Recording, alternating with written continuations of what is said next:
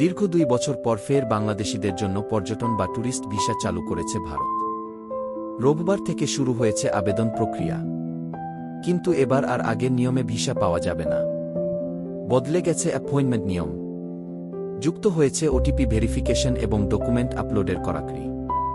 একটু ভুল হলেই বাতিল হতে পারে আপনার ফাইল। তাই ভারত যাওয়ার আগে জেনে নিন কিভাবে আবেদন করবেন, কি কি কাগজ লাগবে এবং নতুন নিয়মগুলো আসলে কি কি। গত 25 জুন ঢাকার যমুনা ফিউচার পার্কের ভারতীয় ভিসা আবেদন কেন্দ্র পরিদর্শন করে ভিসা প্রক্রিয়া শুরুর ঘোষণা দেন বাংলাদেশে ভারতের হাই কমিশনার দীনেশ ত্রিবেদী। প্রথম ধাপে দেশের প্রধান 5টি ভারতীয় ভিসা আবেদন কেন্দ্রে বা আইভ্যাকে এই আবেদন নেওয়া হবে।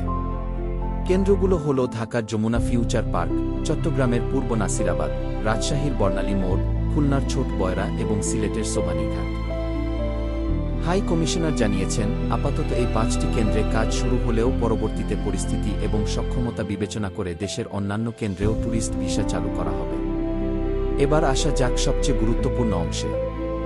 আবেদন করবেন কিভাবে? প্রথমত আপনাকে আইভগের ওয়েবসাইটে গিয়ে নির্ভুলভাবে ফর্ম পূরণ করে পিডিএফ কপি ডাউনলোড করতে হবে। আসল খেলাটা শুরু হবে এরপর। কারণ এবার আবেদনের ঠিক আগের দিন আপনাকে অ্যাপয়েন্টমেন্ট বুক করতে হবে। আর এর সময়সূচি খুবই কঠোর। প্রতিদিন দুপুর 2টা থেকে বিকেল 4:30টার মধ্যে আপনাকে অ্যাপয়েন্টমেন্ট।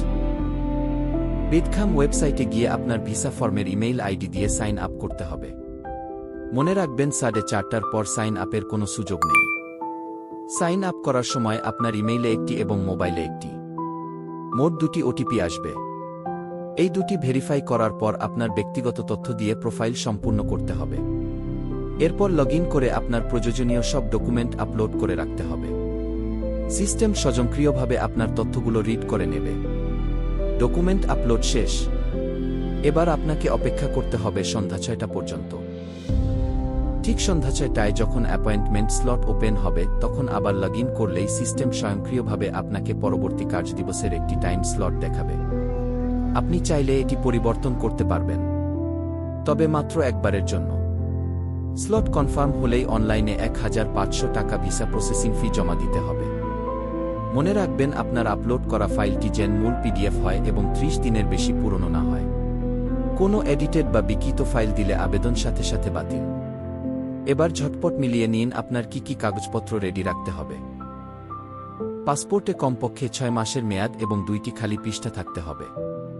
সাথে প্রথম 4 পাতার কপি এবং আপনার পুরনো সব পাসপোর্ট অবশ্যই সাথে দিতে হবে।